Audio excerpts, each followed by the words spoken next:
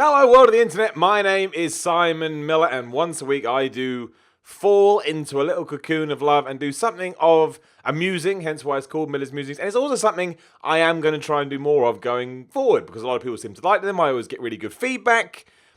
Kind of how the world works, right? People say nice things, and you think things are working out, you do more. So I'm going to try and make them a little bit more personal as well. I'm never going to get too personal because that's not the idea. I always want to talk about broad-ranging subjects. But while on Monday it will always be a musing and Miller's Musings, and we'll focus on, if you don't know, you never watch, it's all about life, depression, anxiety, mental health, right? Mental health, I think, is really important. Thankfully, in 2018, the conversation is far more open and transparent than it ever has been.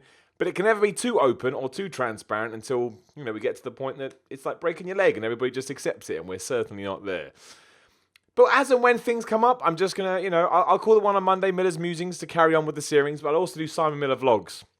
We did one on Friday, and it's similar to the one today. I saw a comment, because in another video I'd mentioned randomly that I don't drink. It was just tied into something else, and somebody wanted to know why. So I did a video on it, and really surprised me, the reaction. It was great, load of good feedback.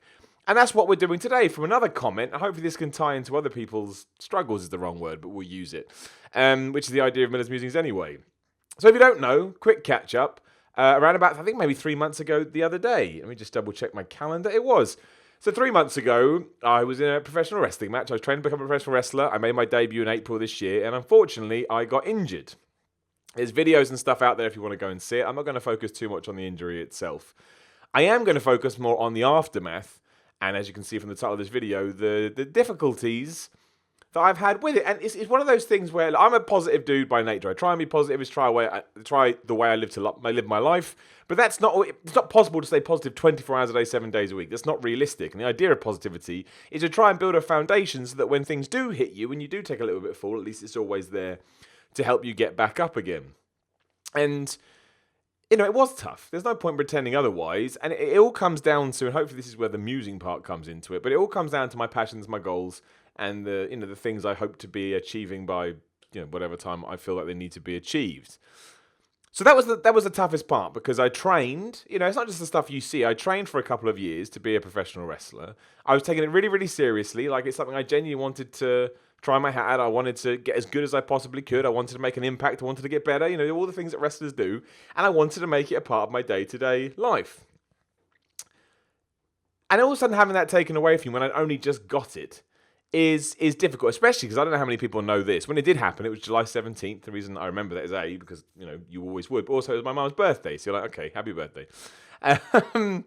But, before that happened, that was my second night in a Defiant show. And I had a load of bookings throughout July and August. Like I'd sat down there and, through a combination of people coming to me and me going to other people, I wanted to go and work in as many promotions as I could to try and get better because it's like classic saying, right? Practice makes perfect.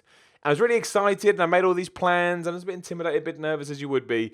And all of a sudden, not only was that, ripped away from me, but here I am 3 months later and I'm still, unfortunately, not better because, look, I'm not here to shit over the NHS. It's the National Health Service in the UK. If you don't know, you live in the US or anywhere else. I understand the problems they go through. I understand that it's a very, very hard time, just in general, in Britain, but we're not going to talk about that. I don't talk about politics, but the point is, I can only talk about my experience and how it affected me mentally. And they were a bit skeptical at first. They looked at it and thought, it doesn't look that bad. Just go rest it for a while, which is never really what you want. Because especially when you know that something's wrong, because you can feel it. I think most people know their body quite well. So I did everything they said, and I went out, and they said they could get me physio, but they wouldn't even be able to get me physio till now. So I thought, well, I don't want to do that. So I took a risk, and I went out and I got private physio, which between you and I cost a lot of money, which put me in a bit of trouble, but we're not going to talk about that. That's neither here nor there. But my point was, because I loved it so much and because I wanted to get back to it, I thought, well, it's worth it, right? What's money there for a rainy day? So I thought, I'd try and do that. And alas, that didn't work either. So now I'm sat here on the 22nd of October, waiting for the NHS to confirm my surgery date, unfortunately. And it's not going to probably be till December for a load of other reasons that I'm not going to get into. That's not what this video is about. But that's just so you're up to date with where I am. So not only could I not wrestle, I also couldn't go to the gym. And without wanting to sound like one of those guys, but it's true, the gym and working out and my diet and bodybuilding, blah, blah, blah, has always been the foundation that I built I don't say my life, that's a bit too much, but it's what I used as a template to then apply to other things. So when I started lifting weights when I was 16, if you're interested. And what I soon learned was, and you've heard this story 1,000 times if you've heard anyone talk about lifting weights, but it is true. What I learned is if I set myself small, realistic goals and then worked to get those goals and understood what I had to do around those goals to make sure they would happen, I would get there. And when I did get there, it made me feel good, so I would do it again, and so on and so forth. And those goals got harder as your body gets used to working out, but then you had to, okay, well, I've got to pull something out from left field to try and make it work over here. And when I applied that to my real life, I found oh, this works really well. So bodybuilding became my foundation. As long as I could eat, train, and do all that stuff, I kind of could keep quite a balance. And that was taken away from me too. So all of a sudden, I had all this time on my hands, because if you don't know me, I hate having downtime. I like to be busy all the time because I'm insane. That's nuts, you know what I mean? And so all of a sudden, I was faced with this proper 180, this antithesis to everything I'd been doing before, as well as two things that meant a lot to me. All of a sudden, the rug being pulled out from under me. And while I was quite good, I think, to a certain extent about processing it and dealing with the pain, which gets you mentally as well, you still have days where the brain kind of takes over. And obviously there's the surface level sort of upsetness, where you're like, well, I want to go to the gym because I like it, and I want to go to wrestling training because I like the people there, and I like training, and I want to have matches because I was getting good, and I got a buzz out of it. And like I say, when I made my debut in April for Defiant, at the No Regrets Rumble, it was one of the best days of my life. It was one of the best feelings I've ever had. It will never be topped. Even if my arm got ripped off and I could never do it again, obviously it comes with other issues, but I'd always have that moment. That's how good it was.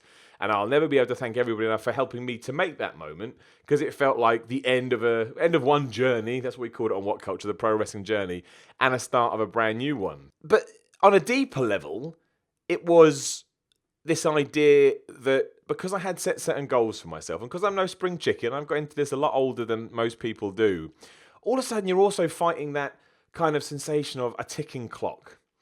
And I don't usually think like that most times, because I think, I think it's just not how the world works. The classic saying is it's how you deal with life. Not the things that happen to you, it's how you deal with it, because we all go through this kind of stuff. And it gave me a new kind of appreciation. Like Kevin Owens, for example, if you watch wrestling, he's a pro wrestler. He just had double knee surgery, and he's going to be out for 6 to 8 months or whatever it was. And given that I've already been at 3, and I probably won't be having surgery till December, and there's a 6-month recovery time, it's going to be a year before I can get back in a wrestling ring, potentially. You never know what's going to happen. But that is certainly one of the paths that's on the table. And all of a sudden you start to realise, it sounds a bit weird, but on one hand, I'm not going to say it's nice to hear about other people going through that, because of course it's not. But I think it's much like a reason I do these videos.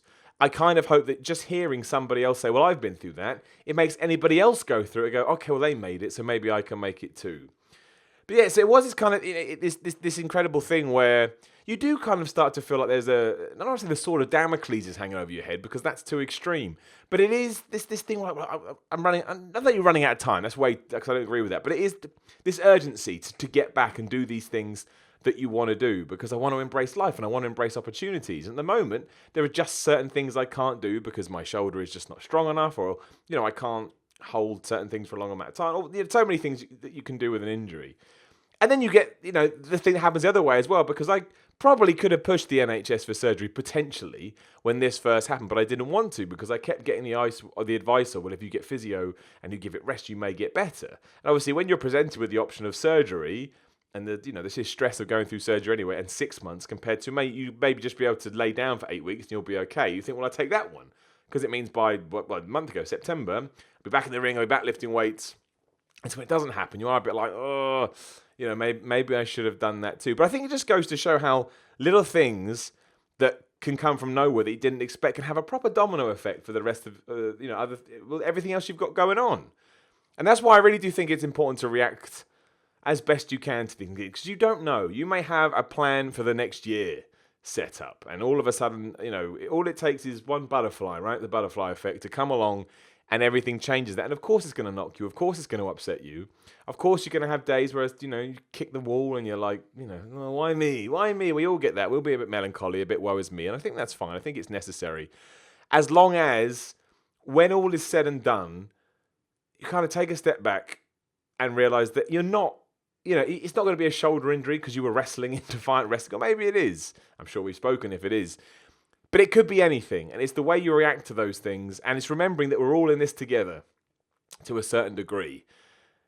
I find that helps. And like I say, there are some days, especially sort of, some weekends when I see other people wrestling stuff or going to wrestling, or even just going to the gym, I get really bit like, well, I'd like to be doing that. And why aren't I doing that? And it's like, well, you can't. And I think that's quite difficult as well, because it's not through a sense of not wanting to, or it's not through a sense of not having the motivation or the focus. I want to go. I would go right now, I could, but it's knowing that when I get there, it's a waste of time. At the moment, I can't even do a press up without being in incredible pain. So you're like, well, there's no point making that any worse, because as much as I want it, your body's telling you right now you can't do it. And I think it's about acceptance, right?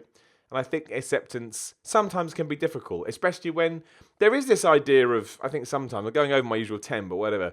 I think sometimes there is this idea that you have to achieve a goal by a certain amount. I think we talked about it before, like you have to have a house by this day, you have to have a child by this day, you have to be married by this day. But that's just not true, because everybody's life is different. Like a great influence and a great, inspiration for me, or a great example for this, is Diamond Dallas Page. Again, focus on wrestling, that's what we're talking about. He didn't have his first match proper in WCW until he was 35. And most people say, you can't become a wrestler at 35. Well, you can. You just got to believe in yourself and have the talent and, have luck and all that kind of stuff too. But the point is simply this. You never know what is going to happen. So what you may as well do is you may as well live life day to day as it comes. You may as well follow your passions, follow your dreams. If you have that thing in your gut that says do it, do it, do it, do it, go and do it. And then if you get knocked back, do whatever it takes to get back to where you were and start again. And don't forget, throughout all those knockbacks, it is going to suck. I'm not going to pretend every day for the last 3 months has been peaches and cream. It certainly hasn't. I've had some days where I just miss it all so terribly, and you can kind of feel it in your bones. Like, man, I want to get back and do that. But you can't. And you kind of got to shrug your shoulders like that stupid emoji and just get on and hope that, you will get the things that you do, and that when you do look back and you are better, you go, well, that was that. Use it for experience and move on. I mean, so many people have asked me, Miller, are you going back? Of course I'm going to go back. And what if you get injured again? Well, then we'll reconsider things. Because we never know. There's no point worrying about that sort of stuff. Who hasn't heard that story? When football players are out for a year, they come back, second game in, they break the leg again. That's life. And that's the kind of things, you just have to embrace. Anyway, I'm going to wrap it up there. Just a short update about my injury, and hopefully tying into some of the mental health aspects as well that we do talk about. If you do want to watch my drinking video, sounds weird, but the reasons I don't drink, again, it's just a little folly video I did. I'll put a little link in the description, a little thing will pop up, card at some point in this video as well, or you can just, go subscribe to the channel, it's all going to be on there. Like, share, subscribe. As I said, subscribe, leave a comment, you know what I'm doing. And like I said, I'll try and do more of these as and when things happen. If there's anything you want me to talk about, leave a comment below. I feel like I'm getting a bit better at these, finding my flow a bit more, and the reaction to Friday's one especially was so nice, it gave me a bit of a boost. So yeah, any topics that you think would be good for these, please drop it below. I'll see you soon.